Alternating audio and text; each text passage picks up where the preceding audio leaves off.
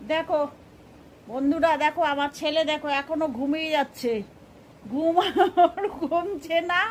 School থেকে এসেছে, এসে মোবাইল দেখেছে 3:30 পৌনে 4টে অবধি। এবার তারপরে শুরু হয়েছে একটা জোর ঘুম দেওয়া। এই ঘুম যাচ্ছে না ওর। কে বলবে ওকে দেখে? ওর 9 তারিখ থেকে টার্মিনাল পরীক্ষা শুরু হচ্ছে, আইসিএসসি দেবে। টার্মিনালটা শুরু হচ্ছে 9 তারিখ থেকে। কে বলবে যে ওকে ও পরীক্ষা দেবে? আমি তো পড়তেই দেখি না। ও নাকি ও পাশ করবে, কি করবে, রেজাল্ট করবে আমি জানি না।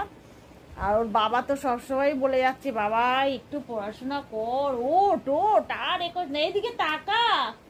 এই দেখো ঘুম ছাড়ছে না একদম চোখের থেকে।